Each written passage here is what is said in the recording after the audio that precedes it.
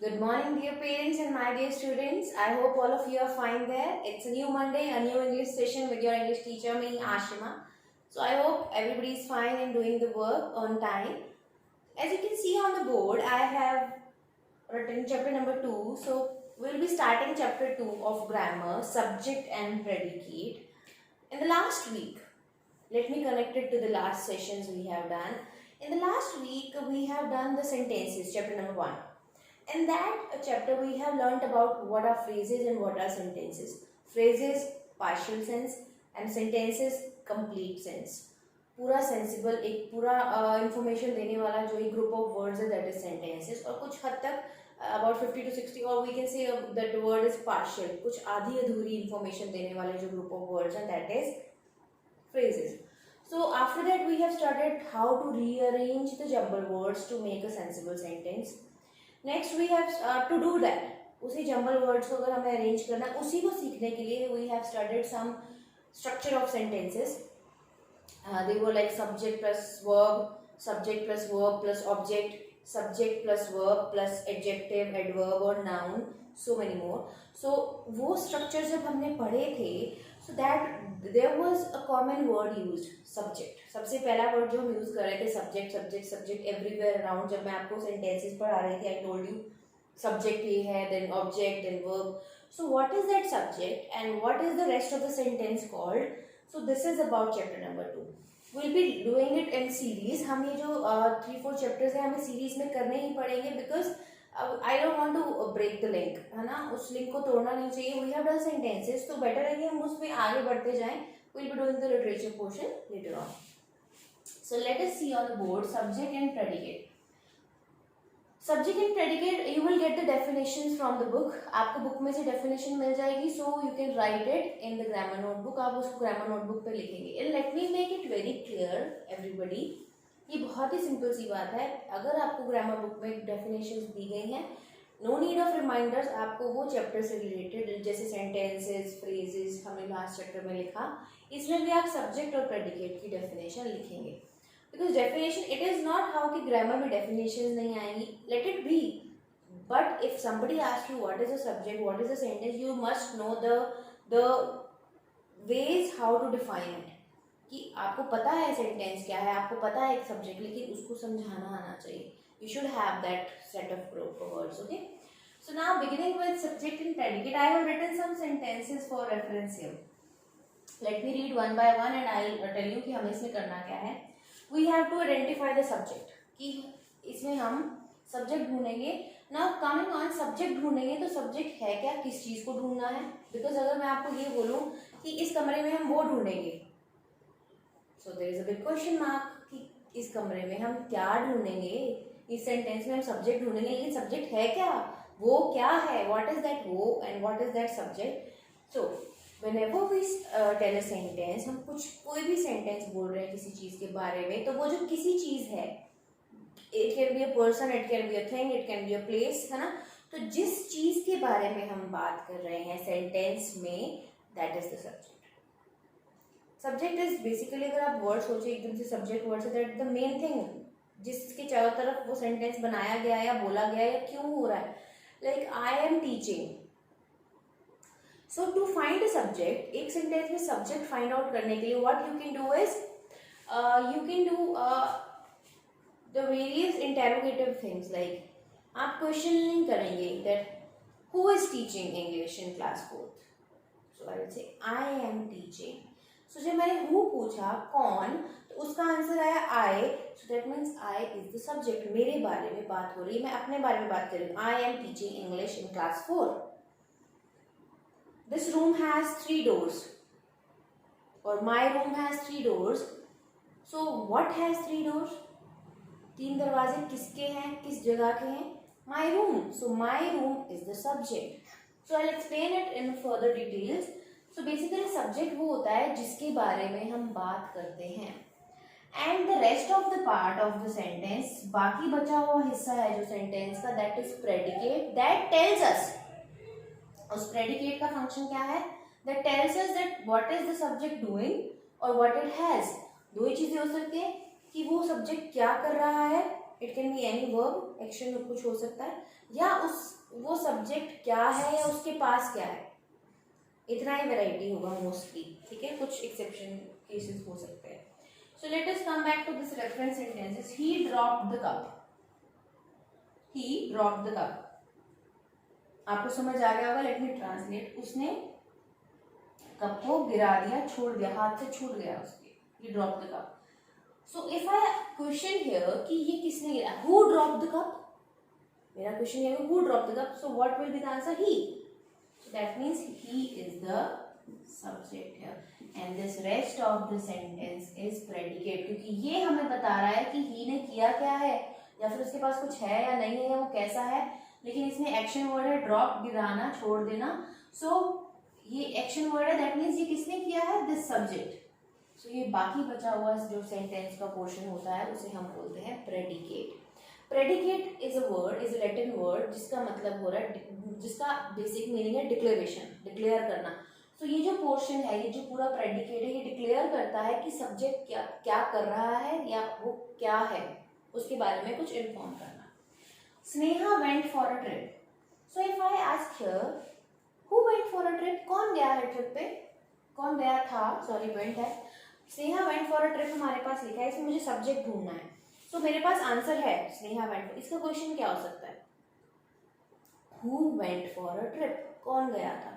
Answer would be Sneha. जो आपका answer आएगा उस क्वेश्चन पे, that would be the subject.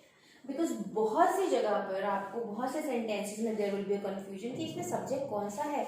For example Sneha went for a trip. अब यहाँ पे आप कंफ्यूज हो सकते हो कि स्नेहा के बारे में बात हो रही है, ट्रिप के बारे में बात हो रही है. सो टू क्लियर इट आउट, आप उसी का क्रॉस क्वेश्चनिंग करिए, उस सेंटेंस का क्या क्वेश्चन बन सकता है, इंटरोगेटिव पार्ट, एंड जो उसका आंसर आएगा that would be the subject. हम ये तो नहीं पूछेंगे who went for a trip, trip went for a trip. No, Sneha went for a trip. So that is the subject and this is the predicate. This building is very old. हम किसके बारे में बात कर रहे हैं, हम एक बिल्डिंग के, इस दिस बिल्डिंग जो मेरे सामने है, तभी हम दिस बोलेंगे ना. This building is very old, उसके बारे में बात कर रहे हैं. तो this building is subject and this is the predicate. We played cricket.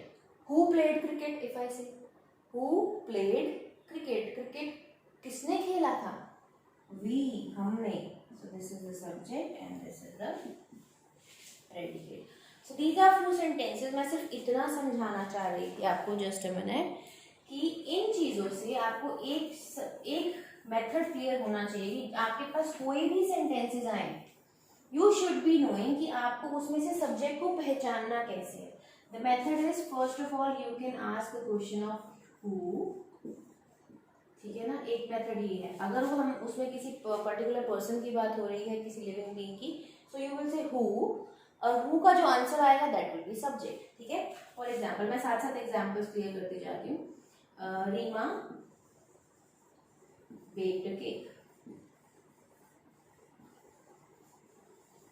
Reema baked a cake. अब आपको कंफ्यूजन होगा कि इसमें से सब्जेक्ट कौन सा है. हम केक के बारे में भी तो बात कर रहे हैं, रीमा के बारे में बात कर रहे हैं, लेकिन सब्जेक्ट इज द थिंग. इसमें है नाउन्स आपको मिलेंगे. तो डोंट बी कंफ्यूज कि सब्जेक्ट के लिए आपको क्लियरेंस होना चाहिए कि जिस पे ज्यादा एम्फेसिस दिया जा रहा है. और उससे नेक्स्ट स्टेप क्या होगा, you can cross question it. Who baked the cake, किसने बेक किया था cake, Reema. So my answer is Reema. So this is the subject and this is the predicate. Clear? If we are talking about something, so you can also ask it as what? My dress has floral print over it. Or floral print. My dress has floral print. मेरी dress पे या मेरी dress में floral print है. So if I ask, इसमें हूँ नहीं पूछूंगी मैं, क्योंकि it's not a living being. हम एक ड्रेस की, एक चीज की बात कर रहे हैं, या प्रिंट की, इसमें कुछ भी लिविंग नहीं है. So I would say what has a floral print, my dress. So answer is my dress. I am talking about my dress. This is the subject and this whole other part is the predicate. ठीक है. इन some cases, हाँ, इसमें तो हमारे पास है कि हम किसी चीज के बारे में बात कर रहे हैं. हमारे पास या तो एक इंसान होगा, it can be a thing, it can be a place, it can be an animal, it can be a person. In some cases there is nothing like that. 2 या 3 शब्दों से बना हुआ सेंटेंस होगा, like come here. If somebody says come here, it is all clear. Meaning है इसमें इधर आओ, मीनिंगलेस नहीं है. It is a sentence come here. So in these type of sentences, come here, go out, get out, shut the door, and what else, pick it up, don't throw it there. So जब ऐसी चीजें बोली जाते हैं, ऐसे sentences, तो इसका question कैसे बनाएंगे? Who is supposed to come here? अगर आपको किसी ने बोला, suppose I said come here, who is supposed to come here? You. So you is the subject. यानी कि इन sentences में जिसमें subject clear नहीं होता, it is not written actually, but the subject is you. हमेशा जब ये sentences बोले जाते हैं, in that case subject is you. You know, if we say somebody says in aggression, shut up. So it can be you shut up. So it is just shut up, come here, get out, leave the room, shut the door, and come with me and run away. Or just something. ऐसे छोटे sentences, those who have only verbs, उसमें subject क्या रहता है? You. Because वो it's very clear that it is said to the person that we are talking to. और वो pronoun कौन सा है? You. I hope these are clear कि आपको subject कैसे identify करना है. Now moving on to the predicate side, कि predicate को identify करने के लिए आप क्या करेंगे?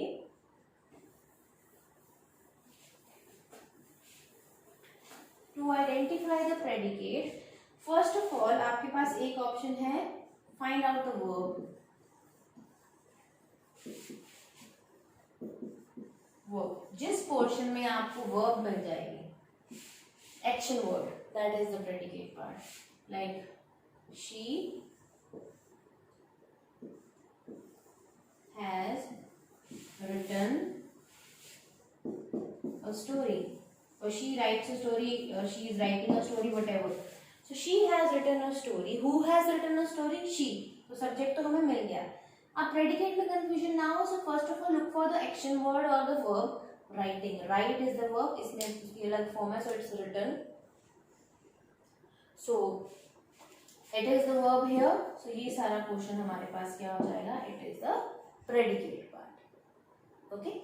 So now moving ahead, next it can be, in some cases वहाँ पे action words available नहीं होते हैं. They can be helping verbs होती हैं sentences में, but if it is not there, proper action word is not there, तो उसके बारे में या तो कुछ बताया जाएगा, like Mehul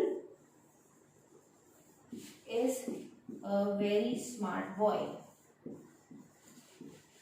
If this is the sentence, तो इसमें आपके पास verb तो नहीं है, helping verb is there, and is a very smart boy means we are telling something about the subject. हम subject के बारे में, ये नहीं कि वो क्या कर रहा है, उसके बारे में या उसके पास क्या है वो बता रहे हैं. So this would be the predicate. Next can be, we are taking the same subject. Mehul has 2 sisters. ठीक है. So I just want to make it clear कि इसमें बहुत से options होते हैं हमारे पास. It can be like हम subject के बारे में कुछ explore कर रहे हैं, कुछ describe कर रहे हैं, declare कर रहे हैं. Either Mehul is a very smart boy. So either very smart boy is the predicate. Mehul has 2 sisters. उसकी 2 sisters हैं. So this is the predicate. मतलब हम subject के बारे में कुछ बता सकते हैं, वो भी predicate है. हम subject के पास क्या है, वो क्या मतलब उसकी what are the belongings, in that case that would be the subject. Don't rush for it. सबसे पहले तो आप verb ढूंढेंगे. अगर verb नहीं है उस sentence में, move to this side. ये options रहेंगे. So this is how you identify the predicates.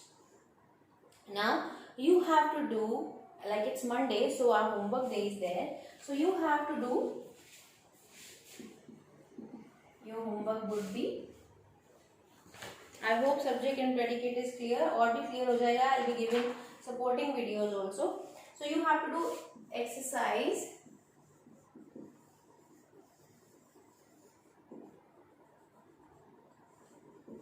on page number 8. There are 2 exercises there. This is learn and this is match the correct subject with the respective predicate.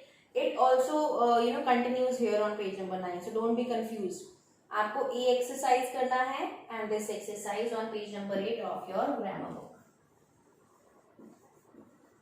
Okay. This is your homework. So this is the end of the session from my side. Do well.